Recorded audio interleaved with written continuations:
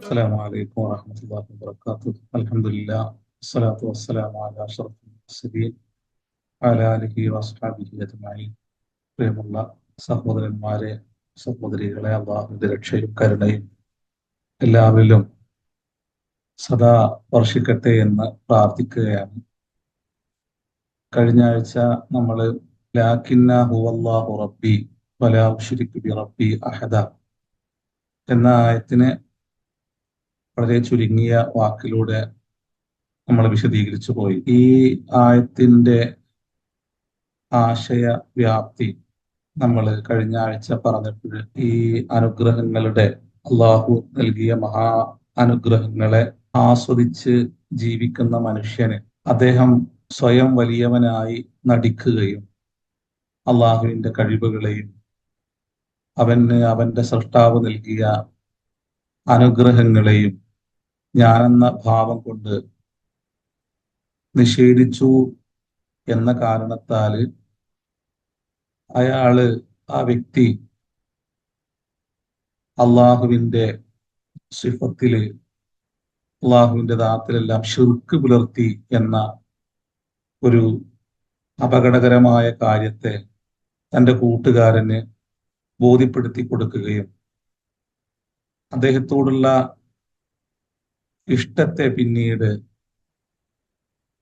അവതരിപ്പിക്കുകയും ചെയ്യുന്ന ഒരു ആയത്താണ് ലാകിന്ന ഹുവല്ലാഹു റബ്ബി വലാ ഉശ്രികു ബി റബ്ബി അഹദ എന്നുള്ളത്.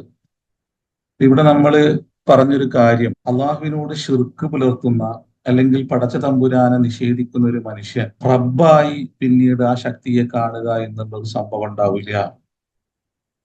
എന്നാൽ ഇദ്ദേഹത്തിന്റെ വർത്തമാനത്തിനിടയിൽ ഇദ്ദേഹം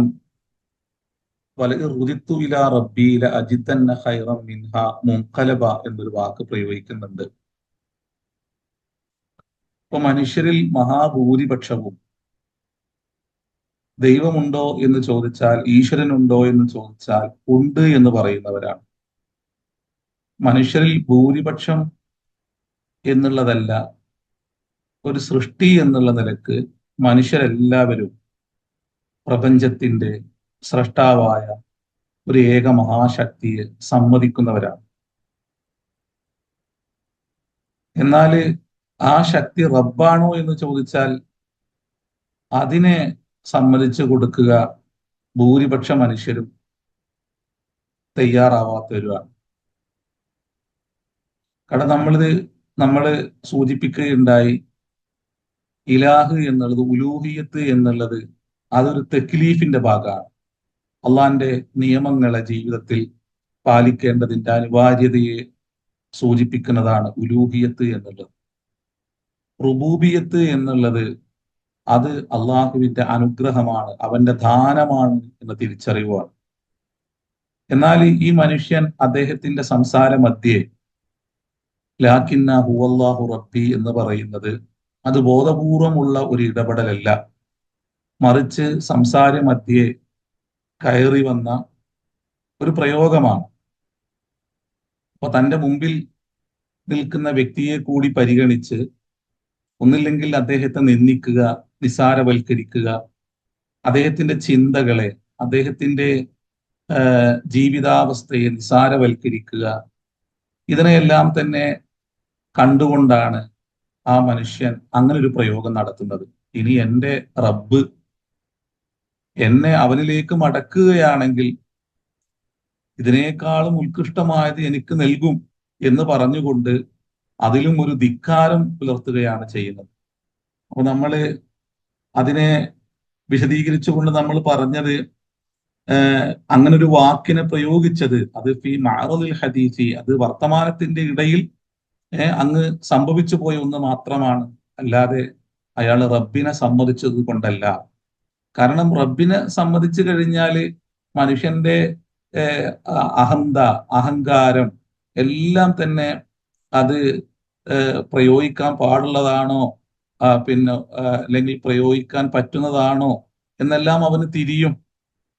കാരണം റബ്ബ് എന്ന് പറയുന്നത് അള്ളാഹുവിന്റെ അനുഗ്രഹങ്ങളെ തിരിച്ചറിയുവാൻ, അവൻ മാത്രമാണ് എന്നെ സൃഷ്ടിച്ചവൻ മാത്രമാണ് എന്റെ പരിപാലകനെന്നോ ഇന്ന് എന്റെ ചുറ്റുമുള്ള ഞാൻ അനുഭവിക്കുന്നതെല്ലാം തന്നെ അവന്റെ ദാനമാണ്, അവന്റെ അനുഗ്രഹമാണ് എന്ന് അവന് ബോധ്യപ്പെടുകയും ചെയ്യും റബ്ബിനെ സമ്മതിച്ചു കഴിഞ്ഞാൽ. അപ്പൊ ഇയാൾ ഇവിടെ ഒരിക്കലും റബ്ബിനെ സമ്മതിക്കുന്നില്ല. അള്ളാഹു അവന്റെ ഫിത്രത്തിൽ, മനുഷ്യന്റെ ഫിത്രിയായ പ്രകൃതിപരമായ ബോധത്തിൽ നിറഞ്ഞു നിൽക്കുന്ന അനിഷേധ്യമായ ആ സത്യത്തെ, ദൈവമെന്ന് പറയുന്ന, സ്രഷ്ടാവെന്ന് പറയുന്ന ആ സത്യത്തിൽ നിന്നുള്ള ദാനമാണ് ഇതെല്ലാം എന്ന് അയാൾ അംഗീകരിച്ചിരുന്നുവെങ്കിൽ അയാൾ ഒരിക്കലും തന്നെ അത് നിഷേധിക്കില്ലായിരുന്നു. പക്ഷെ അത് നിഷേധിച്ചതിനോടൊപ്പം തന്നെ റബ്ബ് എന്ന വാക്കിനെ ഇയാൾ ഇവിടെ എടുത്തു പറയുകയും ചെയ്യാണ്. അപ്പോ ഇദ്ദേഹം അത് ബോധപൂർവമായ ഒരു ഇടപെടലല്ല, മറിച്ച് ഇയാളുടെ സംസാര മധ്യേ കടന്നു വന്ന ഒരു സംഭവമാണ്. നമ്മള് ഇതിന് മുമ്പും നമ്മൾ സൂചിപ്പിച്ചിട്ടുണ്ട്, മനുഷ്യരോട് ഫലഇൻ സഅൽതഹും മൻ ഖലഖ സമാവാതി വൽ അർദ, ആകാശ ഭൂമികളിലേക്ക് ചൂണ്ടിയിട്ട് ആരാണ് ഇതെല്ലാം സൃഷ്ടിച്ചത് എന്ന് മനുഷ്യനോട് ചോദിച്ചാല് മനുഷ്യന് ആ സമയത്ത് ആ ചോദ്യത്തിന്റെ മുമ്പിൽ ഉത്തരമായി ഒരു ഏകശക്തിയാണെന്ന് അവൻ പറയും. വലയിൻ സഅൽതഹും മൻ നസ്സല മിനസ് സമാഇ മാഅൻ, നിങ്ങൾക്ക് വാനലോകത്തിൽ നിന്നും മഴ വർഷിപ്പിക്കുന്നത് ആരാണെന്ന് ചോദിച്ചാൽ അതിനും അവൻ ഒരു ഏകശക്തിയിലേക്ക് വിരൽ ചൂണ്ടിക്കൊണ്ട് അവന് അതിന് ഉത്തരം പറയും. വലയിൻ സഅൽതഹും മൻ ഖലഖഹും, ആരാണ് നിങ്ങളെ സൃഷ്ടിച്ചത് എന്ന് ചോദിച്ചാൽ ആ ചോദ്യത്തിന്റെ മുമ്പിലും ഒരു ഏക മഹാശക്തിയിലേക്ക് വിരൽ ചൂണ്ടി, അല്ലെങ്കിൽ അവനിങ്ങനെ മുകളിലേക്ക് അവന്റെ വിരൽ കൈ ഉയർത്തിപ്പിടിച്ചുകൊണ്ട് അവന് അതൊരു ഏക നാഥനാണ്, ഒരു ഏക മഹാശക്തിയാണ് എന്ന് അവൻ സമ്മതിക്കും. അപ്പോൾ ഇലാഹിനെ, ഒരു ശക്തിയുണ്ട്, ഒരു സ്രഷ്ടാവുണ്ട് എന്ന് സമ്മതിക്കുന്ന മനുഷ്യൻ തന്നെ പിന്നീട് അവന്റെ ജീവിതത്തിൽ അവനെ തന്നെ റബ്ബായി കാണുന്ന, അല്ലെങ്കിൽ അവന്റെ ചുറ്റുമുള്ള പടച്ച തമ്പുരാൻ നൽകിയ അനുഗ്രഹങ്ങളെ തന്നെ അവന്റെ റബ്ബായി കാണുന്ന ഒരു അവസ്ഥാവിശേഷം അവനുണ്ടാകുന്നു. അപ്പൊ ഇവിടെ ആ ശക്തിയെ തന്നെ റബ്ബായി സമ്മതിക്കുക എന്നുള്ള ഒന്ന് ഒരു നിഷേധിയായ മനുഷ്യന്റെ ജീവിതത്തിൽ ഉണ്ടാവില്ല. അപ്പൊ നമ്മൾ പലപ്പോഴും നമ്മളെ തന്നെ റബ്ബായിട്ട് നമ്മൾ കാണും. എന്റെ കഴിവ്, എന്റെ ചിന്ത, അല്ലെങ്കിൽ എന്റെ അറിവ്, ഇങ്ങനെ, അല്ലെങ്കിൽ എന്റെ ചുറ്റുമുള്ള ഞാൻ അനുഭവിക്കുന്നതെല്ലാം തന്നെ അത് എന്റെ കഴിവ് കൊണ്ടുള്ളതാണ് എന്നൊരു ബോധം. ഇവിടെ ആ റുബൂബിയത്തിൽ അവൻ ഷിർക്കിനെ അവന് ചാർത്തുന്നു. അപ്പൊ ഇവിടെ ഈ മനുഷ്യൻ വന്നിട്ട് പിന്നെ തിരുത്തി കൊടുക്കുകയാണ്, ഇതെല്ലാം നിന്റേതാണ് എന്നാണ് നീ കരുതുന്നതെങ്കിൽ, ലാക്കിന്ന, എങ്കിൽ ഞാൻ പറയുന്നത് ഹുവല്ലാഹു റബ്ബി, അള്ളാഹുവാണ് എന്റെ നാഥൻ എന്നുള്ളതാണ്. അപ്പൊ നമ്മൾ പറയുകയുണ്ടായി, ഒരു മനുഷ്യനെ ഇവിടെ നിരാകരിക്കുകയല്ല, ഒരു ധിക്കാരിയായ നിഷേധിയായ മനുഷ്യനെ അവഗണിച്ചുകൊണ്ട് അല്ലെങ്കിൽ അയാളിൽ നിന്ന് മുഖം തിരിഞ്ഞ് നടന്നു പോകുകയല്ല ഒരു സത്യവിശ്വാസി ഇവിടെ ചെയ്യുന്നത്. മറിച്ച് അയാളെ തിരുത്താനുള്ള ശ്രമം നടത്തുകയാണ്, അയാളെ നന്മയിലേക്ക് കൈപ്പിടിക്കാനുള്ള ഒരു ശ്രമം നടത്തുകയാണ്. അതുകൊണ്ടാണ് ഈ ലാക്കിൻ എന്നുള്ളത് അത് ഇസ്തിദ്റാക്കിന് വേണ്ടി ഉപയോഗിച്ചതാണ് എന്ന് നമ്മൾ പറഞ്ഞത്. അയാൾക്ക് നഷ്ടപ്പെട്ടു പോയ ഒരു ചിന്തയെ വീണ്ടെടുക്കുകയും, അല്ലെങ്കിൽ അയാളുടെ ബോധത്തിന് അയാൾ നിഷേധിച്ച ഒരു സത്യത്തെ അയാൾക്ക് ബോധ്യപ്പെടുത്തി കൊടുക്കുവാൻ, ഒരു നന്മയെ അയാൾക്ക് നല്ല രൂപത്തിൽ വിശദീകരിച്ചു കൊടുക്കുവാനാണ് ഈ സത്യവിശ്വാസി ശ്രമിക്കുന്നത്. അതുകൊണ്ടാണ് ലാക്കിൻ എന്ന ഇസ്തിദ്റാക്കിന്റെ ഈ ഒരു പ്രയോഗം ഇവിടെ നടത്തുന്നത്. ലാക്കിൻ, എങ്കിലും ഞാൻ പറയുന്നത് ഹുവല്ലാഹു റബ്ബി, അള്ളാഹുവാണ് എന്റെ റബ്ബ് എന്നാണ്. അപ്പൊ ഞാൻ എന്ന് പറയും, എന്റെ ജീവൻ, എന്റെ ജീവിതം എല്ലാം തന്നെ എന്റെ നാഥനിൽ നിന്നുള്ളതാണ്. അവനാണ് എന്റെ റബ്ബ്, അവനാണ് എന്റെ സമയം അവന്റെ കൈകളിലാണ്, എന്റെ ജീവിതം അവന്റെ കൈകളിലാണ്, എല്ലാം അവന്റെ കൈകളിലാണ് എന്ന ബോധത്തിലാണ് ഞാൻ ജീവിക്കുന്നത്. വലാ ഉശ്രികു ബി റബ്ബി അഹദ, എന്റെ റബ്ബിനോട് ഞാൻ ഒന്നും പങ്കു ചേർക്കുകയില്ല, ഒന്നിനെയും ഞാൻ പങ്കാളികളാക്കി മാറ്റുകയില്ല. അപ്പൊ ഇവിടെ ഈ പറഞ്ഞു പോകുന്ന ഈ സഹോദരന്റെ, ഈ കൂട്ടുകാരന്റെ വർത്തമാനത്തിൽ ഇദ്ദേഹത്തിന്റെ ആ സമ്പന്നനായ മനുഷ്യന്റെ പ്രയോഗങ്ങളിൽ വന്നുപോയ ഷിർക്കിനെ എടുത്തു കാട്ടുന്നുണ്ട്. അതുപോലെ തന്നെ അദ്ദേഹത്തിന്റെ ധിക്കാര മനോഭാവത്തെ സൂചിപ്പിക്കുന്നുണ്ട്. അദ്ദേഹത്തിന്റെ മറ്റു അഹങ്കാര ഭാവങ്ങളെ എല്ലാം തന്നെ അതിന്റെ ഉള്ളിൽ സൂചിപ്പിക്കുന്നുണ്ട്. അപ്പോ നീ ഇങ്ങനെ പറയേണ്ടവനല്ല കേട്ടോ, ഇതുപോലെയാണ് നീ ചിന്തിക്കേണ്ടത് എന്ന് വളരെ സ്നേഹപൂർവം അദ്ദേഹത്തെ ഉപദേശിക്കുകയാണ് ചെയ്യുന്നത്. ഒരു സത്യവിശ്വാസിയുടെ ജീവിതത്തിൽ ഈ ഒരു പ്രവൃത്തി, ഈ ഒരു ദൗത്യം നിരന്തരം ഉണ്ടാവേണ്ടതുണ്ട്. കാരണം ഒരു സൗമ്, നോമ്പ് എന്നുള്ളത്, അല്ലെങ്കിൽ സക്കാത്ത് എന്നുള്ളത്, ഹജ്ജ് എന്നുള്ളത്, അതല്ല ഈ മൂന്ന് കാര്യങ്ങൾ, സൗമ് നോമ്പനുഷ്ഠാനം എന്നുള്ളത്, അതുപോലെ തന്നെ സക്കാത്ത് എന്നുള്ളത്, ഹജ്ജ് എന്നുള്ളത്, ഇതെല്ലാം തന്നെ ഒരു മനുഷ്യന്റെ ജീവിതത്തിൽ അവന് പുലർത്തേണ്ടതില്ലാത്ത സമയങ്ങൾ കടന്നു പോകും. ഇപ്പൊ രോഗിയാകുക, അല്ലെങ്കിൽ സമ്പത്ത് ഇല്ലാതെയായി പോവുക, ഒരാൾ നോമ്പനുഷ്ഠിക്കാൻ അയാള് മാറാത്ത രോഗം അയാളെ പിടികൂടുകയാണ്, അയാൾക്ക് നോമ്പ് അനുഷ്ഠിക്കേണ്ടതില്ല. അതുപോലെ തന്നെ ഒരാൾക്ക് സാമ്പത്തികമായി ശാരീരികമായിട്ട് ഒരാൾക്ക് കഴിവില്ല, എന്നാൽ അയാൾ ഹജ്ജ് ചെയ്യേണ്ടതില്ല.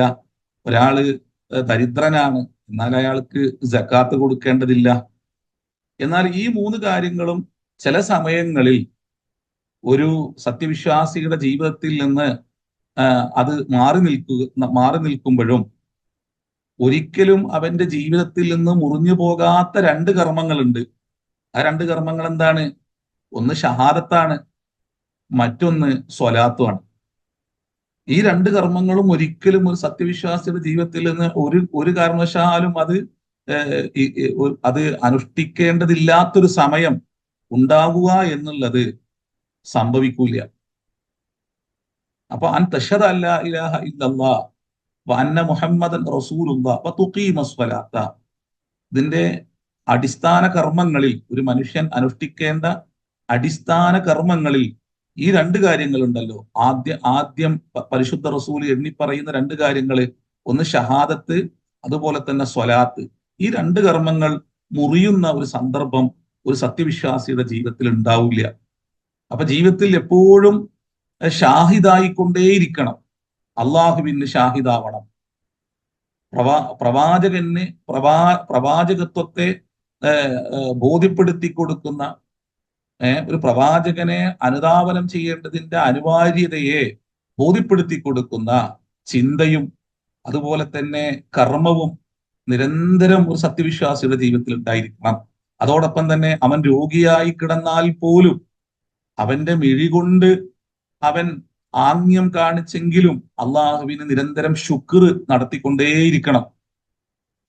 കാരണം അവന്റെ ഓരോ നിമിഷങ്ങളും, ഈ ജീവിതവും ഈ ജീവനുമെല്ലാം തന്നെ അള്ളാഹുവിന്റെ മഹാദാനമാണെന്ന തിരിച്ചറിവിൽ അവൻ ശുക്ർ ചെയ്തുകൊണ്ടേയിരിക്കണം.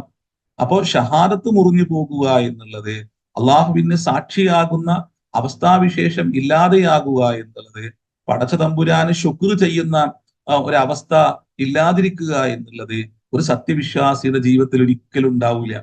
എന്നാൽ നോമ്പും അതുപോലെ തന്നെ സക്കാത്തും ഹജ്ജും അത് അനുഷ്ഠിക്കേണ്ടതില്ലാത്ത സമയങ്ങൾ ഒരു സത്യവിശ്വാസിയുടെ ജീവിതത്തിലൂടെ കടന്നു പോവാം. അത്തരം അവസ്ഥാവിശേഷങ്ങൾ ഉണ്ടാവാം. എന്നാൽ ഈ രണ്ട് കർമ്മങ്ങൾ മുറിഞ്ഞു പോകൂല. എന്നാൽ നമുക്കിന്ന് മറന്നുപോയ കർമ്മമാണിത്, നമ്മൾ വിസ്മരിച്ച കർമ്മമാണ്. സ്വലാത്തിനെ കുറിച്ച് നിരന്തരം പറയും, അത് പറയാത്ത ക്ലാസ്സുകൾ ഉണ്ടാവില്ല. അതിനെക്കുറിച്ച് നമ്മൾ നന്നായി വിശദീകരിക്കുകയും എപ്പോഴും നമ്മുടെ തുടക്കവും ഒടുക്കവും എല്ലാം തന്നെ അതിനെക്കുറിച്ചായിരിക്കും. എന്നാൽ ഷഹാദത്ത് നഷ്ടപ്പെട്ടു പോയൊരു സമൂഹമാണ് നമ്മൾ. എങ്ങനെയാണ് പടച്ച തമ്പുരാന് സാക്ഷിയാവേണ്ടത്? എങ്ങനെയാണ് ഒരു സമൂഹത്തിന് നന്മയ്ക്ക് വേണ്ടി ചിന്തിക്കുകയും പ്രവർത്തിക്കുകയും ചെയ്യേണ്ടത്? നമ്മുടെ ചുറ്റുപാടുകളിൽ ശാന്തിയും സമാധാനവും സൃഷ്ടിക്കാൻ അനിവാര്യമായ ഇടപെടൽ അമ്പിയാക്കന്മാരുടെ മൻഹജിനെ അവലംബിച്ച് എങ്ങനെയാണ് നടത്തേണ്ടത്? ഇതൊന്നും ചിന്തിക്കാത്തൊരു സമൂഹമാണ് നമ്മൾ. ഇവിടെ ഈ ഒരു മനുഷ്യൻ, ഇത്രയും ധിക്കാരം പുലർത്തുന്ന ഒരു മനുഷ്യനോട് പോലും എത്ര കാരുണ്യപൂർവമാണ് ഇടപെടുന്നത്. അയാളുടെ തെറ്റുകളെ തിരുത്തി കൊടുക്കാൻ അദ്ദേഹം കാണിക്കുന്ന ആ ഒരു ശ്രമം ഇത് ഓതിപ്പോകുന്ന ഓരോ വ്യക്തിയുടെ ജീവിതത്തിലും ഉണ്ടാവണമെന്ന് അള്ളാഹു പറയാണ്. ഇതൊന്നും വെറുതെ അങ്ങ് പറഞ്ഞു പോകുന്നതല്ല. ഒരു മനുഷ്യനെ അയാളുടെ ചിന്താപരമായ വൈകല്യം കൊണ്ട്, അല്ലെങ്കിൽ അയാൾക്ക് സംഭവിച്ച ഒരു അഹങ്കാര ഭാവം കൊണ്ട് അയാള് ഒരു തിന്മയുടെ വഴിയിൽ സഞ്ചരിക്കുമ്പോൾ, വാക്കിലും പ്രവൃത്തിയിലും അത്തരത്തിലുള്ള ധിക്കാരങ്ങളും നിഷേധങ്ങളും പുലർത്തുമ്പോൾ, തന്റെ കൂട്ടുകാരനായ മനുഷ്യനെ, അയാളെ തിരുത്തുന്നത് അള്ളാഹു അതോടൊപ്പം ചേർത്ത് പറയുമ്പോൾ, എങ്ങനെയായിരിക്കണം ഒരു സമൂഹത്തില് ഒരു തിന്മ പ്രവർത്തിക്കുന്ന മനുഷ്യരോട് നിങ്ങളും ഇടപെടേണ്ടത്, എങ്ങനെയാണ് നിങ്ങൾ അത്തരത്തിലുള്ള വ്യക്തികളോട് എങ്ങനെയാണ് നിങ്ങൾ സമീപിക്കേണ്ടത് എന്ന് ഈ മനുഷ്യനെ വെച്ചുകൊണ്ട് അള്ളാഹു ഉദാഹരിക്കുകയാണ് ഇവിടെ. ഒരു മസ്ജിദിൽ കയറിയിട്ട് കേട്ടുകേൾവിയില്ലാത്ത രൂപത്തിൽ ഒരു വ്യക്തി അസഭ്യം പറയുകയും ആ സമയത്ത് അള്ളാഹുവിന്റെ മുമ്പിൽ സാഷ്ടാംഗം നമിച്ച് കിടക്കുന്ന മനുഷ്യരെ കുറിച്ച്, അല്ലെങ്കിൽ ഒരു സത്യത്തെ, ആ തെറി പറയുന്ന അള്ളാഹുവിനെയും അവന്റെ പ്രവാചകനെയും അവഹേളിക്കുന്ന ആ മനുഷ്യന്റെ തന്നെ ഉള്ളിലുള്ള, അവൻ തന്നെ സമ്മതിക്കുന്ന ഒരു മഹാസൃഷ്ടാവിന്റെ മുമ്പിൽ അവനും സാഷ്ടാംഗം നമിക്കേണ്ടവനാണ്, അവനും തിരിച്ചറിയേണ്ടവനാണ്. നമ്മൾ ഈ പറഞ്ഞതുപോലെ അവനും അവന്റെ ജീവിതത്തിൽ മാറി മറിയുന്ന പ്രതിസന്ധികളിൽ ദൈവമേ എന്ന് അയാൾ വിളിക്കുന്നുണ്ട്, ഈശ്വര എന്ന് അയാൾ വിളിക്കുന്നുണ്ട്. പക്ഷേ അയാളുടെ തെറ്റിദ്ധാരണ ഇവർ അള്ളാഹു എന്ന് പറയുമ്പോൾ ഇവര് പ്രത്യേക ദൈവത്തെയാണ് പൂജിക്കുന്നത് എന്നാണ്. അയാളുടെ മാത്രം പ്രശ്നമല്ല, അയാളെ അത്തരത്തിലുള്ള ചിന്തയിലേക്ക് നയിക്കുന്ന ചില വ്യക്തികളുടെ കൂടി പ്രശ്നം നമ്മുടെ സമൂഹത്തിൽ നിലനിൽക്കുന്നുണ്ട്. നമ്മൾ ഗൗരവത്തിൽ കാണേണ്ട വിഷയമാണ് ഇതെല്ലാം തന്നെ. നമ്മൾ ഇതെല്ലാം ഓതിപ്പോകുക മാത്രമാണല്ലോ ചെയ്യുന്നത്. മസ്ജിദിൽ കയറി വന്നിട്ട് അങ്ങനെയെല്ലാം തന്നെ വിളിച്ചു പറയുന്ന ഏതെങ്കിലും വ്യക്തികളെ നമ്മൾ കണ്ടിട്ടുണ്ടോ? പക്ഷേ സമൂഹത്തിൽ ഇത്തരത്തിലുള്ള അപകടകരമായ മാനസികാവസ്ഥ സൃഷ്ടിച്ചുകൊണ്ടിരിക്കുന്നുണ്ട് ഒരു സമൂഹം. അവരെ തെറ്റിദ്ധരിപ്പിച്ചുകൊണ്ടിരിക്കുന്നുണ്ട്. സാധാരണക്കാരുടെ മനസ്സിൽ പോലും വൈര്യവും അതുപോലെ തന്നെ പകയും നിറച്ചുകൊണ്ടിരിക്കുന്നുണ്ട്. അപ്പൊ അവൻ മനസ്സിലാക്കുന്നത് അള്ളാഹു എന്ന് പറയുന്നത് ഇവരുടെ ഒരു പൂജാ വസ്തുവാണ്, ഇവരാരാധിക്കുന്ന ഒരു ആരാധ്യ വസ്തുവാണ് എന്നാണ് അയാൾ മനസ്സിലാക്കുന്നത്. അതുകൊണ്ടാണ് അയാൾ തെറി പറയുന്നത്. പല തസുബുല്ലദീന യദ്ഊന മിൻ ദൂനില്ലാഹി, അള്ളാനെ കൂടാതെ അവര് പൂജിക്കുന്ന ആരാധിക്കുന്ന വസ്തുക്കളെ നിങ്ങൾ എന്താക്കരുത്, തെറി പറയരുത്. അപ്പൊ അവർ അറിവില്ലാതെ അള്ളാനെ അവർ ചീത്ത പറയും. അതാണ് ഇപ്പൊ ആ വ്യക്തിയിൽ കാണുന്നത്. കാരണം അയാൾ മനസ്സിലാക്കുന്നത് അള്ളാഹു എന്നുള്ളത് ഇവരുടെ ദൈവമാണ്, ഇവരുടെ ആരാധ്യ വസ്തുവാണെന്നാ. അപ്പൊ അതുകൊണ്ടാണ് അയാൾ ചീത്ത പറയണത്. അവിടെ നമ്മള് അല്ലെങ്കിൽ അവിടെയുള്ള മനുഷ്യര് അയാൾ പൂജിക്കുന്ന ഏതെങ്കിലും വസ്തുക്കളെ അവഹേളിച്ചത് കൊണ്ടോ അല്ലെങ്കിൽ നിന്ദിച്ചത് കൊണ്ടോ അല്ല. എന്നാൽ അയാളുടെ മനസ്സിൽ അത്തരത്തിലുള്ള പക സൃഷ്ടിച്ചിരിക്കുന്നു. ഇതുപോലെയുള്ള ആയിരക്കണക്കിന്, പതിനായിരക്കണക്കിന്, ലക്ഷക്കണക്കിന് മനുഷ്യർ നമുക്ക് ചുറ്റുണ്ട്. അറിവില്ലാത്ത, ആരിൽ നിന്നൊക്കെയോ തെറ്റുകൾ കേട്ട് അല്ലെങ്കിൽ ആരൊക്കെയോ തെറ്റിദ്ധരിപ്പിച്ച് അവരുടെ മനസ്സിനെയും ചിന്തയെയും മലീമസമാക്കി പൊതു ഇടങ്ങളിലേക്ക് അവരെ ഇറക്കി വിട്ട ഒരു സമൂഹം അവർക്ക് പിറകിലുണ്ട്. എന്നാൽ നമ്മൾ ഇവരോടെല്ലാം തന്നെ നമുക്ക് സംഭവിച്ചു പോയ ഒരു പിഴവിനെ, തെറ്റിനെ നമ്മൾ തിരുത്തി കൊടുക്കാനുള്ള ശ്രമം നമ്മൾ നടത്തേണ്ടതുണ്ട്. സഹോദരൻ, നീ പറയുന്നത് പോലെയല്ല. അള്ളാഹു എന്ന് പറയുന്നത് നിന്റെ തന്നെ ഉള്ളിൽ, നീ തന്നെ മലയാള ഭാഷയിൽ വിളിക്കുന്ന ഈശ്വരൻ എന്ന് പറയുന്ന വാക്കുണ്ടല്ലോ, അങ്ങനെ വിളിച്ചുകൊണ്ട് നീ നിന്റെ പ്രതിസന്ധി വേളയിൽ നീ ഹൃദയം കൊണ്ട് തിരിയുന്ന ഒരു ശക്തിയുണ്ടല്ലോ.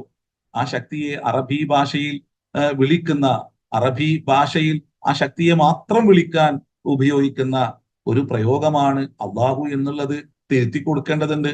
അങ്ങനെ അറിയുന്ന ഒരു സമൂഹമല്ല നമുക്ക് ചുറ്റുമുള്ളത്. അള്ളാഹുവിന്റെ റസൂലിനെ കുറിച്ച് ഏറ്റവും മോശമായ കാഴ്ചപ്പാടുകളും ചിന്തകളും പുലർത്തുന്ന ഒരു സമൂഹമാണ് ഇത്തരത്തിലുള്ള ആളുകൾ. നമുക്കിടയിൽ ഇതിനെക്കുറിച്ചുള്ള ചർച്ചകളെല്ലാം നടക്കുന്നുണ്ട്.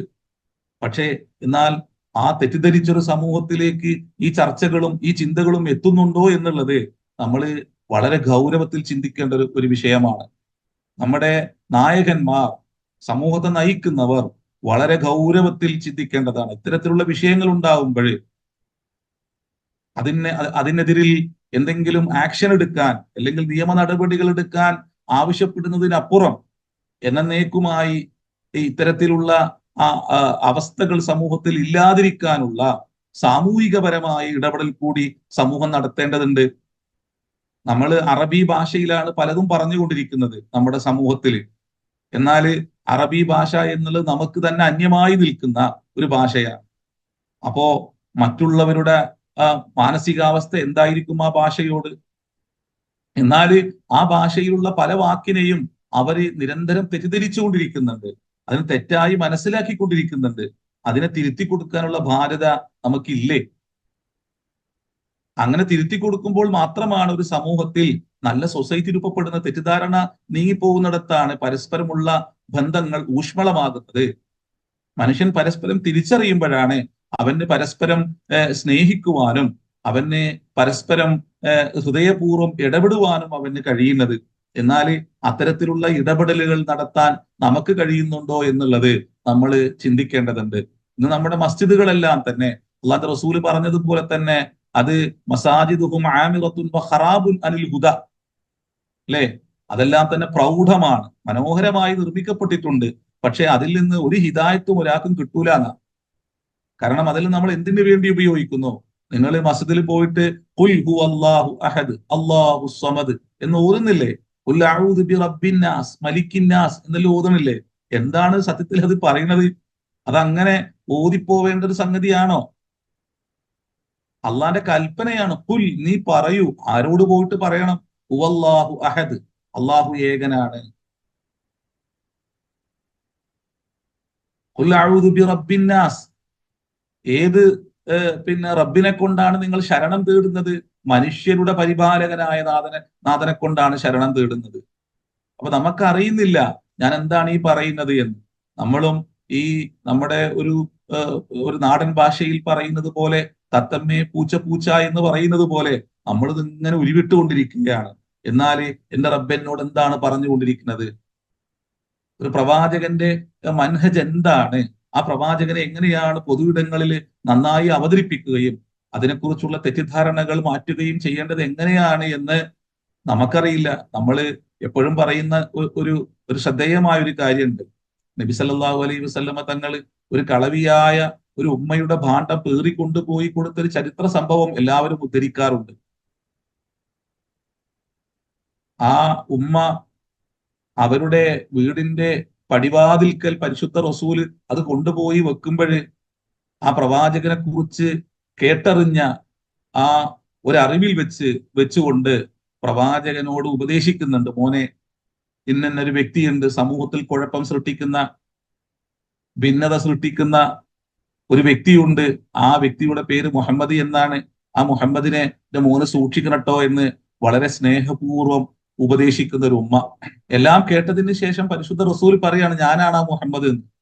ഇനി അവിടെ കൂടുതലൊന്നും പറയേണ്ട ആവശ്യമില്ല.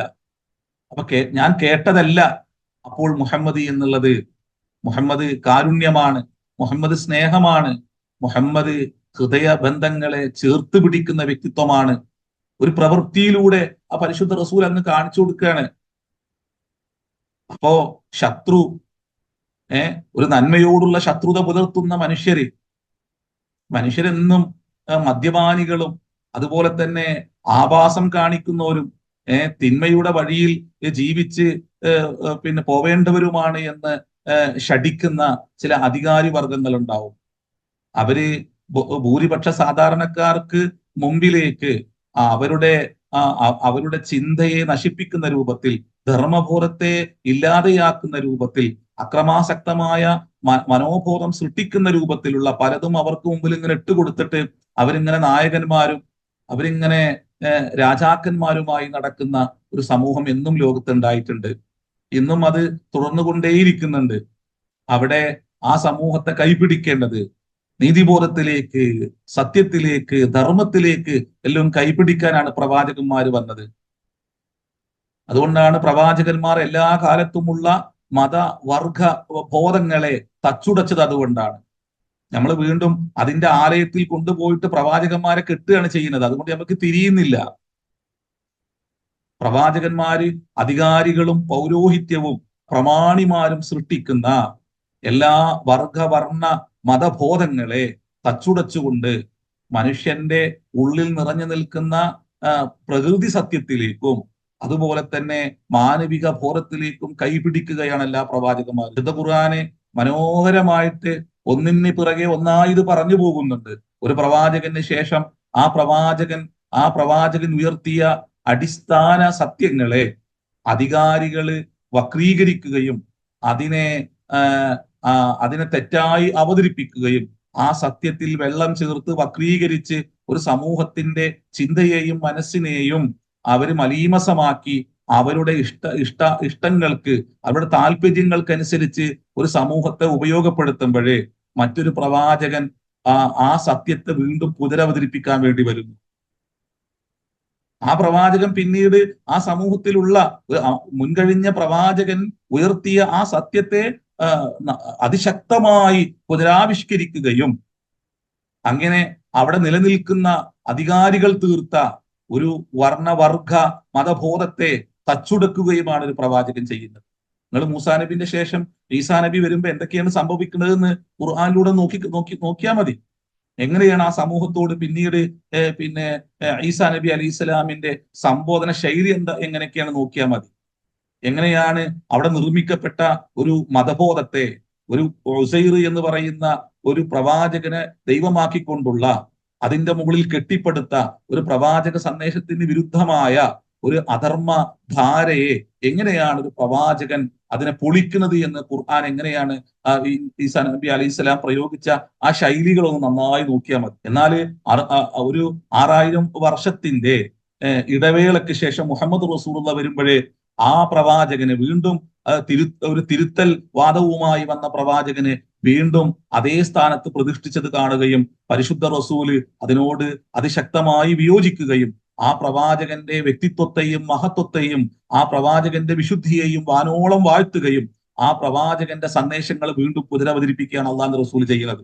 സൂറത്ത് മാഇദയിലും അതിന്റെ അവസാന ഭാഗത്തേക്ക് എത്തുമ്പോഴേ ആ പ്രവാചകൻ മഹ്ശറയിൽ നിന്ന് സംസാരിക്കുന്ന അള്ളാഹു ആ പ്രവാചകനോട് ചോദിക്കുന്ന ചോദ്യം, ആ ചോദ്യത്തിനുള്ള ആ പ്രവാചകന്റെ ഉത്തരം നമ്മൾ അറിയാതെ കരഞ്ഞു പോകും അല്ലെ. അതിന്റെ ആ സൂറത്ത് മാഇദ അവസാനിക്കുന്നതിന് മുമ്പ് ഒരു പ്രവാചകനെ സങ്കീർണതയിലേക്ക് കൊണ്ടുപോകുന്ന, ആ പ്രവാചകന് ചുറ്റും ആ പ്രവാചകനെ ഏറെക്കുറെ ഒരു സങ്കീർണമായ ഒരു അവസ്ഥയിലേക്ക് കൊണ്ടുപോകുന്ന ചോദ്യങ്ങളുമായിട്ട് അവർ വരുന്നുണ്ട്.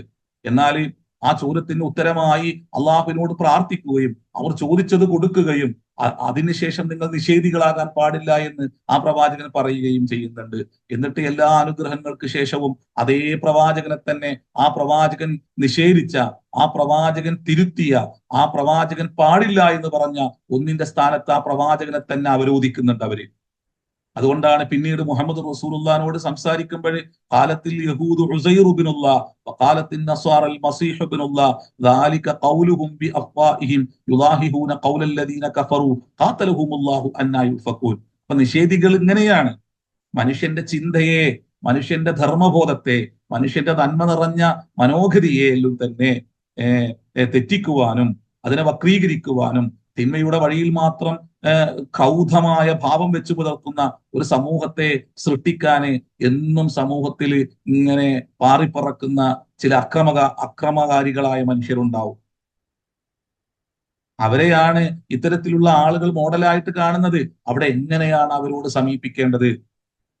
അവരെ എപ്പോഴും ശത്രുക്കളായി മാത്രം കാണുകയാണോ, അതോ അവരുടെ നന്മ കൂടി നമ്മൾ ആഗ്രഹിക്കേണ്ടതുണ്ടോ, അവരുടെ നന്മ കൂടി നമ്മൾ ആഗ്രഹിക്കേണ്ടതുണ്ടോ എന്ന് ഈ വചനം പറയുന്നുണ്ട്. ഒരു ധിക്കാരിയായ മനുഷ്യനോട് എങ്ങനെയാണ് നിങ്ങൾ നന്മയുടെ വാക്താവ് ആകേണ്ടത്? അയാളുടെ തെറ്റായ ധാരണകൾ തിരുത്തിക്കൊടുത്ത് നിങ്ങൾ പറയുന്നത് പോലെയല്ല സഹോദര എന്ന് വളരെ സ്നേഹപൂർവ്വം ഉപദേശിക്കുന്ന ഈ മനുഷ്യനെ, ഈ ധിക്കാരിയായ മനുഷ്യനോട് കൂടെ ചേർത്ത് വെക്കുമ്പോൾ നിങ്ങളുടെ ദൗത്യം എന്തായിരിക്കണം, നിങ്ങളുടെ കർമ്മമേഖല എങ്ങനെയായിരിക്കണം എന്ന് അള്ളാഹു പറഞ്ഞു വെക്കുന്നുണ്ട്. അല്ലാതെ വെറും നിന്ദിക്കലും അവഹേളിക്കലും അതിന് നടപടി സ്വീകരിക്കലും അതിങ്ങനെ ഉണ്ടായിക്കൊണ്ടേയിരിക്കും. അതില്ലാത്തൊരു അവസ്ഥ സമൂഹത്തിൽ സ്നേഹബന്ധങ്ങൾക്ക് അതുപോലെ തന്നെ സൗഹൃദങ്ങൾക്കെല്ലാം തന്നെ മൂല്യം കൽപ്പിക്കുന്ന ഒരു സമൂഹത്തെ നമ്മൾ സൃഷ്ടിക്കണം. അത് നമ്മുടെ ഉത്തരവാദിത്താണ്, നമ്മുടെ മസ്ഊലിയത്താണ്. അതുകൊണ്ടാണല്ലോ കുന്തും ഖൈറ ഉമ്മത്തിൻ ഉഖ്രിജത് ലിന്നാസ് എന്ന് പറഞ്ഞത്.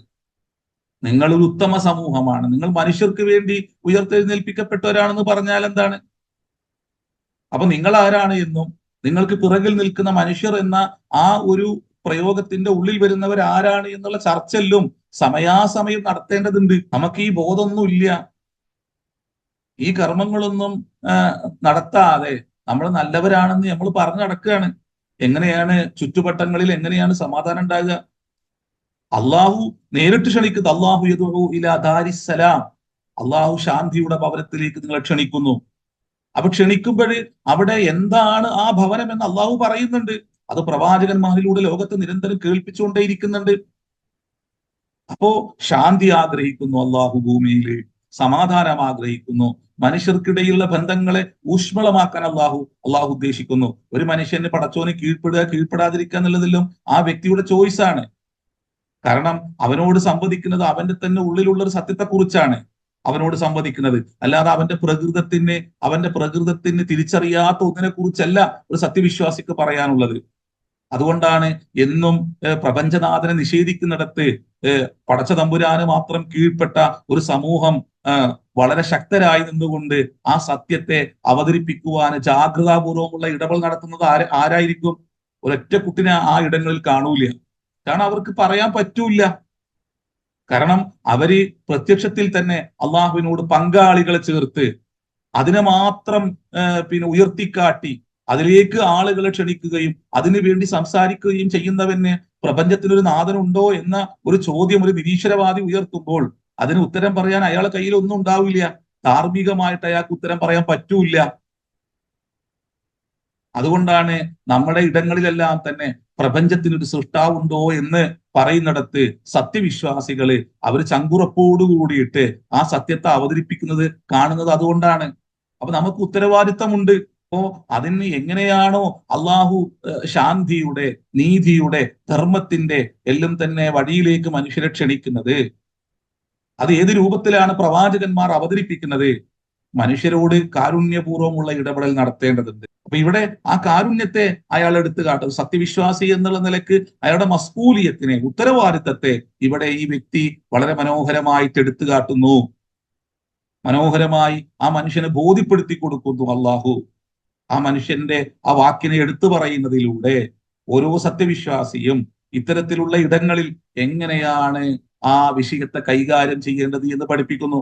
ഇപ്പൊ പള്ളിയിൽ കയറി അനാവശ്യം പറയുന്ന, മോശമായ വാക്കുകൾ ഉപയോഗിച്ചുകൊണ്ട് സംസാരിക്കുന്ന ആ വ്യക്തിയെ ആ വ്യക്തിയെ എല്ലാ അർത്ഥത്തിലും നിന്ദിക്കുകയും അല്ലെങ്കിൽ നിഷേധിക്കുകയും അയാളെ അവഹേളിക്കുകയും ചെയ്യുന്ന പ്രവൃത്തിയല്ല, മറിച്ച് അയാൾ എങ്ങനെയോ തെറ്റിദ്ധരിക്കപ്പെട്ടിട്ടുണ്ട്, എങ്ങനെയാണ് തിരുത്തി കൊടുക്കേണ്ടത്. അപ്പൊ പള്ളികളിൽ നിന്ന് അത്തരത്തിലുള്ള സംസാരങ്ങൾ നടക്കേണ്ടതുണ്ട്. മറ്റുള്ളവർക്ക് തിരിയുന്ന രൂപത്തിൽ, അവന് ബോധ്യപ്പെടുന്ന രൂപത്തിൽ. ഇത് ഞാനും നിങ്ങളുമെല്ലാം തന്നെ ഉൾക്കൊള്ളുന്ന ഒരു സത്യത്തെക്കുറിച്ചുള്ള സംസാരങ്ങളും ആ സത്യത്തിന് മുമ്പിൽ പ്രകാശിപ്പിക്കുന്ന നന്ദി പ്രകാശനവുമാണ് ഇവിടെ നടക്കുന്നത് എന്നെല്ലാം തന്നെ ഒരു സമൂഹത്തിന് തിരിയുന്ന ഭാഷയിൽ മനസ്സിലാകുന്ന രൂപത്തിൽ ബോധ്യപ്പെടുത്തി കൊടുക്കണം.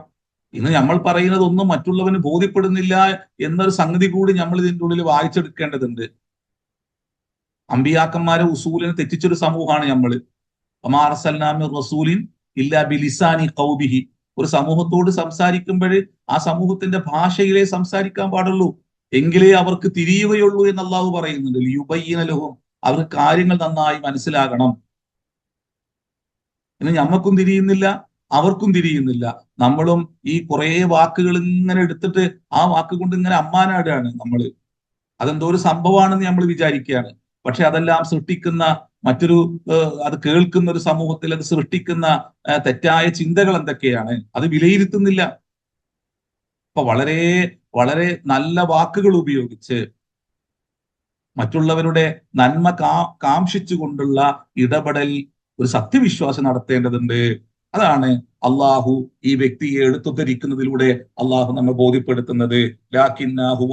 റബ്ബി വലാ ഉശ്രികു ബി റബ്ബി അഹദ, ഞാൻ അവനോടൊന്നും പങ്കു ചേർക്കുകയില്ല. അതോടുകൂടി കഴിഞ്ഞില്ല. ഇനി അനുഗ്രഹങ്ങൾ ആരുടേതാണെന്ന് അള്ളാഹു പറഞ്ഞു വെക്കുകയാണ്. വലൗല ഇത് ദഖൽത ജന്നത ഖുൽത മാഷാ അല്ലാഹ് ലാ ഖുവത ഇല്ലാ ബില്ലാഹ്. ഇതിൽ രണ്ട് കാര്യം ആ വ്യക്തി വീണ്ടും സൂചി. വലൗല, അല്ല എന്തുകൊണ്ട് സഹോദര നീ പറഞ്ഞില്ല? ഇത് ദഖൽത ജന്നതക, നീ ഈ തോട്ടത്തിൽ നീ പ്രവേശിച്ച സമയം നീ എന്തുകൊണ്ട് പറഞ്ഞില്ല? ഖുൽത, നീ എന്തുകൊണ്ട് പറഞ്ഞില്ല? ലാ മാഷാ അല്ലാഹ് ഹുവ മാഷാ അല്ലാഹ്, ഇതെല്ലാം അള്ളാഹുവിന്റെ ഇഷ്ടങ്ങൾക്കനുസരിച്ച് മാത്രമാണ്, അള്ളാഹുവിന്റെ മശീഅത്തനുസരിച്ച് മാത്രമുള്ളതാണ് എന്ന് എന്തുകൊണ്ട് പറഞ്ഞില്ല? അപ്പൊ നിഅമത്തിനെ എങ്ങനെയാണ് കൈകാര്യം ചെയ്യേണ്ടത് എന്ന് പിന്നീട് പഠിപ്പിച്ചു കൊടുക്കുകയാണ്. എത്ര നന്നായിട്ടാണ് ഇവിടെ ഈ സഹോദരനെ, തന്റെ ധിക്കാരിയായ അഹങ്കാരിയായ തന്റെ സഹോദരനെ ഉപദേശിക്കുന്നത്. പടച്ചോനെ നിന്ദിക്കുന്ന പിന്നെ ഒരു പ്രയോഗമാണ് വലയിൻ റുദിത്തു ഇലാ റബ്ബി എന്നുള്ളത് കാണിക്കുന്നത്. ഇന്ന് അതിന്റെ വേറെ രൂപത്തിലുള്ള പ്രയോഗങ്ങൾ നടത്തുന്നു എന്നേ ഉള്ളൂ സമൂഹം. അതാണ് നമ്മൾ ഇതിന്റെ ഉള്ളിലൂടെ നമ്മുടെ പരിസരങ്ങളെ കൂടി നമ്മൾ വായിച്ചു പോകണം, അല്ലേ? ഈ എങ്ങനെയാണ് ഒരു ദൈവത്തിൽ നിർഭയത്വം പ്രാപിക്കേണ്ടത് സഹോദര എന്ന് പഠിപ്പിക്കുന്ന ഒരു പാഠമാണ് ഈ വരി എന്ന് ഇമാം ഷഅറാബി ഇതിന് വിശദീകരിച്ചുകൊണ്ട് പറയുന്നുണ്ട്. പിന്നെ അതായത് എല്ലാ നിഅമത്തുകളെയും എല്ലാ നിഅമത്തുകളെയും അത് തന്ന നാഥനുമായിട്ട് എങ്ങനെയാണ് നിങ്ങൾ ചേർത്ത് പറയേണ്ടത് എന്ന് ഇദ്ദേഹം പിന്നീട് പഠിപ്പിക്കുകയാണ് എന്നാ. അതുകൊണ്ട് ഇമാം ഷഅറാബി ഇതിനെ വിശദീകരിച്ചുകൊണ്ട് പറയുന്നുണ്ട്, ഫകുല്ലുഹാ മൗഹൂബത്തും മിനല്ലാഹ്.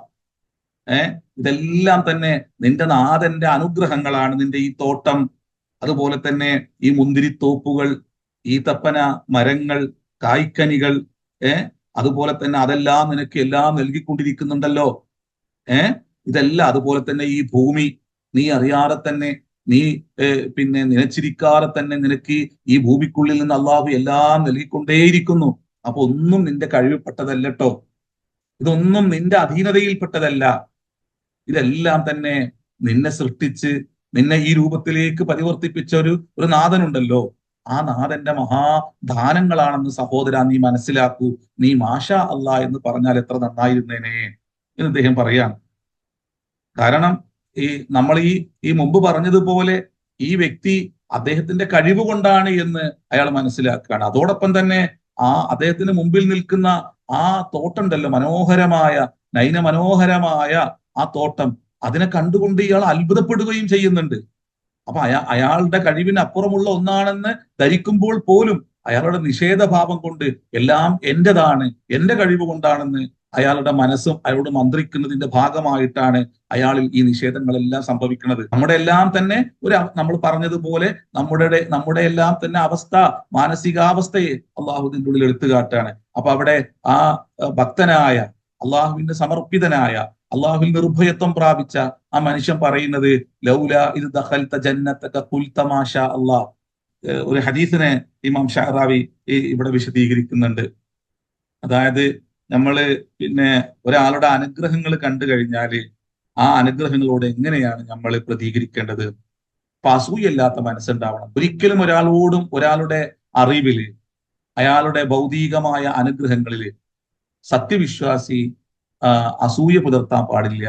അസൂയ എന്നുള്ളത് നമ്മുടെ ജീവിതത്തിന്റെ എല്ലാ നന്മകളെയും നശിപ്പിക്കുന്ന ഒന്നാണ്. അതുകൊണ്ടാണ് റസൂലുള്ള പറയുന്നില്ലേ, പിന്നെ അസൂയ പിന്നെ അൽ ഹസദു തഅക്കുലുൽ ഹസനാത്തി, അല്ലെ?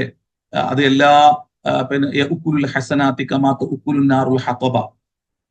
അസൂയ പിന്നെ എല്ലാ നന്മകളെയും അത് നശിപ്പിച്ചു കളയും. ഏതുപോലെ? തീ വിറകിനെ നശിപ്പിക്കുന്നത് പോലെ, കരിച്ചു കളയുന്നത് പോലെ മറ്റുള്ളവരുടെ ഏതെങ്കിലും അനുഗ്രഹത്തിൽ നിങ്ങൾക്ക് അസൂയ വന്നു കഴിഞ്ഞാൽ അത് നിങ്ങളുടെ എല്ലാ നന്മകളെയും അത് കരിച്ചു കളയുന്ന.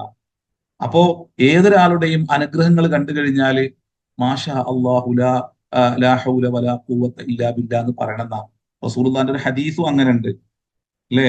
ഒരു മർഫൂആയ ഒരു ഹദീസിൽ അനസ് റളിയല്ലാഹു അൻഹു ഉദ്ധരിക്കുന്ന ഒരു ഹദീസിൽ ഈ സംഭവം ഉദ്ധരിക്കുന്നുണ്ട്. ഖാല റസൂലുള്ളാഹി സ്വല്ലല്ലാഹു അലൈഹി വസല്ലം മാ നഅമല്ലാഹു അലാ അബ്ദിൻ നിഅമതൻ മിൻ അഹ്ലിൻ ഔ മാലിൻ ഔ വലദിൻ ഫയഖൂലു മാഷാ അല്ലാഹു ലാ ഖുവത ഇല്ലാ ബില്ലാ എന്ന് പറയണമെന്നാണ്. ഒരാളുടെ സമ്പത്ത്, അതുപോലെ തന്നെ അയാളുടെ സമ്പാദ്യങ്ങള്, കുടുംബങ്ങള്, മക്കള്, അങ്ങനെ അതെല്ലാം അതുകൊണ്ടെല്ലാം ഒരാളെ അള്ളാഹു അനുഗ്രഹിച്ചു. എന്നാൽ അത് കാണുമ്പോൾ മാഷാ അല്ലാഹ് ലാ ഹൗല വലാ ഖുവത ഇല്ലാ ബില്ലാ എന്ന് പറയണം. തോട്ടത്തിന്റെ അരികിലൂടെ കടന്നു പോകുമ്പോൾ, മനോഹരമായ ഒരു തോട്ടത്തിന്റെ അരികിലൂടെ കടന്നു പോകുമ്പോൾ അങ്ങനെ പറയണമെന്ന്. ഒരു നല്ലൊരു പിന്നെ ഒരു വണ്ടിയിൽ ഒരാൾ കടന്നു പോകുമ്പോൾ അത് കണ്ട് അതിനെക്കുറിച്ച് മോശം പറയല്ല വേണ്ടത്. അള്ളാഹു അയാൾക്ക് കൂടുതൽ കൊടുക്കട്ടെ എന്ന് ഉടനെ പ്രാർത്ഥിക്കണം. പടച്ചോനെ മാഷാ അല്ലാഹ്, പടച്ചോനെ അള്ളാഹു നീ അയാൾക്ക് കൂടുതൽ കൊടുക്കണേ, അയാളുടെ സമ്പത്തിൽ നീ ആധിക്യം നൽകണേ. എന്ന് നിരന്തരം വേഗം ഒന്ന് പ്രാർത്ഥിച്ചു കളയണം. അത് നമ്മളെ മനഃശുദ്ധിക്ക് ആ ഒരു പ്രാർത്ഥന നിദാനമായി ഭവിക്കും. അതുകൊണ്ട് ഐശ്വര്യം എന്നുള്ളത് അത് കുറെ സമ്പത്തുണ്ടാവലല്ല, നിങ്ങളുടെ മനസ്സിന്റെ സമാധാനമാണ് എന്ന് പരിശുദ്ധ റസൂല് പറഞ്ഞു വെക്കുന്നുണ്ട്. മനസ്സിന്റെ വിശുദ്ധിയാണ് ഐശ്വര്യം എന്ന് പറയും. അൽ ഖിന ഖിനൻ നഫ്സ്, ഐശ്വര്യം എന്ന് പറയുന്നത് മനസ്സിന്റെ സമാധാനമാണ്. കുറെ സമ്പത്തുണ്ടായി, അല്ലെങ്കിൽ മറ്റു ഭൗതികമായ കുറെ അനുഗ്രഹങ്ങൾ ഉണ്ടായി, മനസ്സിന്റെ സമാധാനമാണ് അടിസ്ഥാനം. നമ്മൾ കഴിഞ്ഞ ആഴ്ച പിന്നെ 5 കാര്യങ്ങൾ പിന്നെ റസൂലുള്ള പഠിപ്പിക്കുന്ന ഒന്നിൽ നമ്മൾ പറഞ്ഞതിലെല്ലാം തന്നെ ഈ സംഗതികളെ റസൂലുള്ള ചേർത്ത് വെക്കുന്നുണ്ട്. വത്തഖിൽ മഹാരിമ തകുന്ന അബദൻ നാസ്, നിഷിദ്ധമായതിനെ മുഴുവനും നിങ്ങൾ സൂക്ഷിക്കണം, എന്നാൽ നിങ്ങൾക്ക് നല്ല ആബിദായ അള്ളാഹുവിനെ പൂർണ്ണമായി കീഴ്പ്പെട്ട് ജീവിക്കുന്ന നല്ല മനുഷ്യനായിട്ട് നിങ്ങൾക്ക് മാറാം.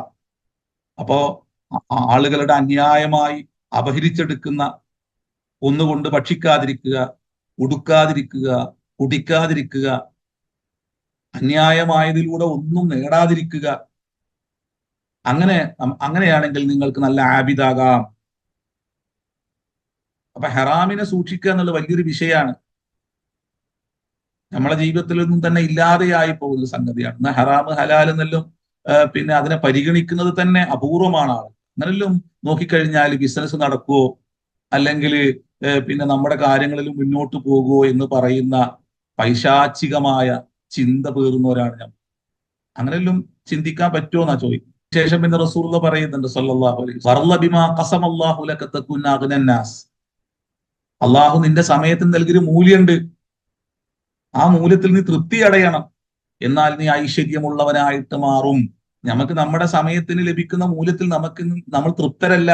അപ്പൊ നമുക്ക് എവിടെ നിന്നൊക്കെയോ എന്തൊക്കെയോ കിട്ടണം. ഒരേ ക്ലാസ്സിൽ ഇരുന്ന് പഠിച്ച്, ഒരേ കോഴ്സ് കഴിഞ്ഞ്, ഒരേ രൂപത്തിലുള്ള സർട്ടിഫിക്കറ്റുകൾ വാങ്ങി ഒരു പക്ഷേ നമ്മളെക്കാളും മാർക്ക് കുറഞ്ഞ ഒരു വ്യക്തി പിന്നീട് നമ്മൾ കാണുന്നത് നമ്മളെക്കാളും മുകളിൽ, അയാള് വളരെ ഔന്നിത്യത്തില് ഭൗതികമായ എല്ലാ സമ്പാദ്യങ്ങളോടും എല്ലാ അനുഗ്രഹങ്ങളോടും കൂടി ജീവിക്കുന്ന. അപ്പൊ നമുക്ക് തോന്നുകയാണ്, എനിക്കെന്തുകൊണ്ട് അവിടെ എത്തിപ്പെടാൻ പറ്റിയില്ല, എനിക്കെന്തുകൊണ്ട് അത്തരത്തിലുള്ള ഒരു അവസ്ഥ ഉണ്ടായില്ല. അപ്പൊ ഞാൻ ചിലതെല്ലാം അതിനു വേണ്ടി ഞാനും ശ്രമിക്കേണ്ടതുണ്ട്. പിന്നീട് അങ്ങനെ ചിന്തിച്ചു കഴിഞ്ഞാൽ പിന്നീട് അവന് അതിലേക്ക് എത്തുവാൻ, അല്ലെങ്കിൽ അത്തരത്തിലുള്ള സമ്പാദ്യങ്ങൾ ഉണ്ടാക്കുവാൻ അവനെല്ലാ വഴികളും ചിലർ സ്വീകരിക്കും. അപ്പൊ അവിടെ ഹറാമ് ഹലാൽ ഒന്നും അവന് നോട്ടുണ്ടാവില്ല. പിന്നെ പകയായിരിക്കും, മനസ്സിൽ അതിവൈര്യമായിരിക്കും മറ്റുള്ളവരോട്. അതുകൊണ്ട് ഈ ഗൾഫ് നാടുകളിലെല്ലാം ഇതിന്റെ പ്രകടമായ അവസ്ഥകൾ നമുക്ക് ഇങ്ങനെ കാണാൻ പറ്റും. മനുഷ്യനിങ്ങനെ ഓടുകയാണ്, അതിന്റെ ഇടയിൽ ആളുകള് എല്ലാ തിന്മകളുടെ വഴികളും സ്വീകരിക്കുമ്പോഴേ പിന്നീട് ആ ജീവിതം തന്നെ ദുസ്സഹമാകുന്ന അപകടകരമായ അവസ്ഥാവിശേഷം ഗൾഫ് നാടുകളിലുണ്ട്. അതുകൊണ്ട് ആളുകള് പിന്നെ പിന്നെ എത്രയോ ആളുകളെ നിങ്ങൾ ജയിലുകളിൽ കാണാൻ പറ്റും. തെറ്റായ മാർഗം അവലംബിച്ച് അങ്ങനെ സമ്പത്തുണ്ടാക്കാൻ ഓടി നടന്ന് മുമ്പും പിമ്പും നോക്കാതെ പലതും ചെയ്തു വെച്ച് അവസാനം കുടുങ്ങിപ്പോകുന്ന നൂറുകണക്കിന് മനുഷ്യരുണ്ട്. അവരവിടെ ഇരുന്ന് ഇപ്പൊ ചിന്തിക്കാനൊന്നും വേണ്ടില്ലായിരുന്നു, എന്തിനാണ് ഞാൻ ഇങ്ങനെ ഓടിയത് എന്നാണ്. അള്ളാഹു നമ്മുടെ സമയത്ത് നൽകിയൊരു മൂല്യം, ആ മൂല്യത്തിൽ തൃപ്തിപ്പെടാൻ നമുക്ക് പറ്റണം. കാരണം നമ്മൾ എത്ര ഓടിയാലും അള്ളാഹു നമുക്ക് നിർണയിച്ചതേ നമുക്ക് കിട്ടുള്ളൂ. അതുകൊണ്ട് പരിശ്രമിക്കണ്ട എന്നല്ല, നന്നായി പരിശ്രമിക്കണം. ഒരു സത്യവിശ്വാസിയുടെ ജീവിതത്തിൽ അവൻ നന്നായി സമ്പാദിക്കണമെന്ന് വിശുദ്ധ ഖുർആൻ പറയുന്നുണ്ട്. നന്നായി സമ്പാദിക്കണം, നല്ല പൈസ ഉണ്ടായിരിക്കണം, പക്ഷെ ഉണ്ടാക്കേണ്ടത് ഹലാലായ രൂപത്തിലായിരിക്കണം എന്നുള്ളത് മാത്രമേ ഉള്ളൂ. അതുകൊണ്ടാണ് ലിസ്സക്കാത്തിഹും ഫാഇലൂൻ, നമ്മൾ ആ ആയത്തിന് നമ്മൾ മുമ്പ് വിശദീകരിച്ചിട്ടുണ്ട്. അതായത് അതിനെ സക്കാത്തിനെ ഫായിലാക്കുന്നവരാണെന്ന് പറഞ്ഞാൽ ഒരു സത്യവിശ്വാസി അവന്റെ ആവശ്യങ്ങൾക്ക് വേണ്ടി മാത്രമല്ല ജീവിക്കേണ്ടത്, അവന്റെ ചുറ്റുപാടിലുള്ള മനുഷ്യരുടെ ആവശ്യങ്ങൾ നിറവേറ്റുവാൻ കൂടി അവൻ അള്ളാഹു നൽകിയ ആരോഗ്യത്തെയും അവന്റെ അറിവിനെയും അവന്റെ മറ്റു ഭൗതിക സംഗതികളെയും അവൻ ഉപയോഗപ്പെടുത്തേണ്ടതുണ്ട്. എന്തിനാണ്? നന്നായി സമ്പാദിച്ച് പാവപ്പെട്ടവനെ കൈപിടിക്കാൻ എന്ന് അതിനെ വിശദീകരിക്കുന്ന പണ്ഡിതന്മാര് പറയുന്നുണ്ട്. അപ്പൊ സമ്പാദ്യം ഉണ്ടായിരിക്കണം, പക്ഷേ അത് അനുവദനീയമായ മാർഗത്തിലൂടെ മാത്രമേ നേടാൻ പറ്റുള്ളൂ. അതുകൊണ്ട് റസൂലുള്ളാഹി മഹ്ശറയിൽ ഒരു മനുഷ്യന്റെ കാല് 4 കാര്യങ്ങളെ കുറിച്ച് ചോദിക്കാതെ മുന്നോട്ട് വെക്കാൻ അള്ളാഹു സമ്മതിക്കൂല എന്ന് പിന്നെ റസൂലുള്ളാഹി പഠിപ്പിക്കുന്ന ആ ഹദീസ് നമുക്ക് എല്ലാവർക്കും അറിയാം, അല്ലേ? ഒന്ന് അതിൽ എണ്ണി പറയുന്ന ഒരു സംഗതിയുണ്ട്. നമ്മുടെ യുവത്വം നമ്മൾ എന്തിനു വേണ്ടി ചെലവഴിച്ചു, നമ്മുടെ ആരോഗ്യം, നമ്മുടെ വയസ്സ് നമ്മൾ ഏത് മാർഗത്തിൽ നമ്മൾ വിനിയോഗിച്ചു, അതുപോലെ നമ്മൾ എങ്ങനെയാണ് സമ്പാദിച്ചത്, ആ സമ്പാദ്യം ഏത് രൂപത്തിലാണ് നമ്മൾ വിനിയോഗിച്ചത് എന്നുള്ളതിനെ കുറിച്ചും, അതുപോലെ തന്നെ നമ്മുടെ അറിവ്, നമ്മുടെ ജ്ഞാനം, അതിനെ എങ്ങനെയെല്ലാം വിനിയോഗിച്ചു എന്ന് ചോദിക്കാതെ അള്ളാഹു നമ്മുടെ കാല് മുന്നോട്ട് വെക്കാൻ സമ്മതിക്കൂലാന്ന അവിടെ എടുത്തു പറഞ്ഞ ഒന്നാണ് സമ്പാദ്യം എന്നുള്ളത്, സമ്പത്തി എന്നുള്ളത്. അപ്പോ അസൂയയില്ലാതിരിക്കാൻ ഏതൊരാളുടെ നന്മ കണ്ടാലും, ഏതൊരു മനുഷ്യന്റെ നന്മ കണ്ടാലും ആ മനുഷ്യന് അതിൽ ആധിക്യം കൊടുക്കണേ എന്ന് നമ്മൾ പ്രാർത്ഥിക്കണം. അത് പ്രാർത്ഥിക്കുമ്പോൾ ഉണ്ടാകുന്ന മനസ്സിന്റെ ഒരു സമാധാനം കിട്ടും. എല്ലാവരും ഒന്ന് ചെയ്തു നോക്കി. നല്ലൊരു കാറ് മുമ്പിലൂടെ പോകുമ്പോൾ നമ്മൾ ഈ റോഡ് സൈഡിൽ ഇരിക്കുന്ന നമ്മുടെ സുഹൃത്തുക്കൾ ഉണ്ടാവില്ലേ, അപ്പോ അതിനെക്കുറിച്ച് ഇങ്ങനെ കുറ്റം പറയും. പക്ഷെ അത് കുറ്റം പറയുന്നതല്ല, അയാളുടെ മനസ്സിൽ അതിനുള്ള ഒരു അസൂയാണ്. ഒരു സ്ത്രീ അത് ഓട്ടിച്ചു പോകുമ്പോൾ പിന്നെ ഈ വഴിയിലിരുന്നിട്ട് പിന്നെ അതിനെക്കുറിച്ച് തെറ്റായ കമന്റ് ചെയ്യുന്ന ആൾക്കാരുണ്ടാവും. സത്യത്തില് അത് ആ പിന്നെ ആ വ്യക്തിനോടുള്ള ഒരു അസൂയ. കാരണം എന്റെ പിന്നെ വീട്ടിലുള്ള ആൾക്കാർക്കൊന്നും അത് കിട്ടിയില്ലല്ലോ, അങ്ങനെ യാത്ര ചെയ്യുവാൻ ഉള്ള ഒരു അവസ്ഥ ഒന്നും ഇല്ലല്ലോ എന്ന ഒരു മാനസികാവസ്ഥയിൽ നിന്നാണ് അത് പറയുന്നത്. സത്യത്തില് ഒരു സത്യവിശ്വാസി അങ്ങനെയല്ല. അൽഹംദുലില്ലാ, അള്ളാഹു അവനെ അനുഗ്രഹിക്കട്ടെ, അള്ളാഹുയുടെ യാത്രയിൽ രക്ഷ നൽകട്ടെ എന്നെല്ലാം പറഞ്ഞുകൊണ്ട് ഉടനെ പ്രാർത്ഥിച്ചു കളയാണ്. ഏത് വാഹനത്തിൽ സഞ്ചരിക്കുന്നവനെ കണ്ടാലും, അതുപോലെ തന്നെ മക്കള്, അതുപോലെ തന്നെ മറ്റു ഭൗതികമായ എന്താണെങ്കിലും നമ്മൾ അങ്ങ് പ്രാർത്ഥിക്കുമുണ്ടാകുന്ന ഒരു മനസ്സിന്റെ സമാധാനമാണ്. മാഷാ അല്ലാഹ്, അത് നമ്മൾക്ക് പോലും അറിയാത്ത രൂപത്തിൽ പിന്നെ നമ്മൾ വേഗം എല്ലാ തെറ്റായ ചിന്തകളിൽ നിന്നും നമ്മളൊന്ന് അകറ്റി ഒരു നന്മയുടെ മനസ്സും നന്മ നിറഞ്ഞ ഒരു ദൃഷ്ടിയും നമുക്ക് ആ സമയത്ത് അള്ളാഹു നൽകും. അതുകൊണ്ടാണ് ഇത് ചെറിയൊരു വർത്താനല്ല. നമ്മൾ ഇതിൽ ഇങ്ങനെ ഓതിപ്പോകുമ്പോൾ വളരെ ചെറിയ വർത്തമാനമായിട്ടാണ് നമ്മൾ ഇതിനെ കാണുക. ലൗലായത് ദഖൽത ജന്നത ഖുൽത മാഷാ അല്ലാഹ്. ആ വ്യക്തിനോട് തന്നെ പറയാണ്, അനുഗ്രഹങ്ങളുള്ള വ്യക്തികൾ അവന്റെ അനുഗ്രഹത്തിൽ അവന് തന്നെ ഒരു അത്ഭുതം ഉണ്ടാവും. ഇതിൽ എങ്ങനെ, പക്ഷേ ആ നാഥനിലേക്ക് അത് ചേർത്ത് വെക്കാൻ അവന് കഴിയില്ല എന്ന് മാത്രമേ ഉള്ളൂ. തമ്പുരാനിലേക്ക് അതിനെ ചേർത്ത് വെക്കാൻ അവന് കഴിയില്ല എന്ന് മാത്രമേ ഉള്ളൂ. അതുകൊണ്ട് ഈ പിന്നെ ആയത്തിനെ വിശദീകരിക്കുന്നിടത്ത് സൂറത്ത് വാഖിയയിലെ ചില വചനങ്ങൾ കൊണ്ടുവന്നുകൊണ്ട് ഇമാം ഷഅറാവി വിശദീകരിക്കുന്നുണ്ട്. ഇൻഷാ അല്ലാഹ് അതിന് സമയമില്ല തോന്നുന്നു. അടുത്ത ആഴ്ച നമുക്ക് അത് പിന്നെ വിശദീകരിക്കാം ഇൻഷാ അല്ലാഹ്. അപ്പോ പിന്നെ നമ്മള് അസൂയയില്ലാത്ത മനസ്സുണ്ടായിരിക്കണം, പകയില്ലാത്ത വൈര്യമില്ലാത്ത മനസ്സ് പുലർത്തുന്നവരായിരിക്കണം. അതിന് ഏത് അനുഗ്രഹങ്ങൾ കണ്ടാലും, ആരുടെ അനുഗ്രഹങ്ങൾ കണ്ടാലും നമ്മൾ എന്ത് പറയണം? മാഷാ അല്ലാഹ്, ലാ ഖുവത ഇല്ലാ ബില്ലാ എന്ന് നമ്മൾ പറയണം. അള്ളാഹു നമ്മൾ അനുഗ്രഹിക്കട്ടെ. പകയില്ലാത്ത, അസൂയയില്ലാത്ത, മറ്റുള്ളവരോട് വെറുപ്പില്ലാത്ത, അവരുടെ നന്മയും അവരുടെ പിന്നെ ഐശ്വര്യവും മാത്രം കാംക്ഷിക്കുന്ന, പ്രതീക്ഷിക്കുന്ന നല്ല മനുഷ്യരാകാൻ നമ്മൾ ശ്രമിക്കണം. നമ്മൾ മറ്റുള്ളവർക്ക് വേണ്ടി പ്രാർത്ഥിക്കുമ്പോൾ മാലാഖമാർ നമുക്ക് വേണ്ടി പ്രാർത്ഥിക്കുമെന്ന് റസൂലുള്ളാഹി പറഞ്ഞു വെക്കുന്നുണ്ട്. അതിനാല് മാലാഖമാരുടെ പ്രാർത്ഥനയ്ക്ക് ഉത്തരം കിട്ടുന്നവരായി, അവരുടെ പ്രാർത്ഥനയിൽ അംഗമായി തീരുവാനുള്ള എല്ലാ നല്ല മനസ്സും നല്ല പ്രവൃത്തിയും നല്ല ചിന്തയും നമുക്കുണ്ടാവണം. പടച്ചോനെ അത്തരത്തിലുള്ള നല്ല മനുഷ്യരിൽ നമ്മൾ ഉൾപ്പെടുത്തട്ടെ. ഇതിന്റെ മറ്റൊരു വശം കൂടി ഇമാം ഷഅറാവി വിശദീകരിക്കുന്നുണ്ട്. അതിനെ നമുക്ക് അടുത്ത ആഴ്ച പറയാം ഇൻഷാ അല്ലാഹ്. അല്ലാഹു നമ്മളെല്ലാം അനുഗ്രഹിക്കട്ടെ. വാഖിറു ദഅവാന അൽഹംദുലില്ലാഹി റബ്ബിൽ ആലമീൻ. അസ്സലാമു അലൈക്കും.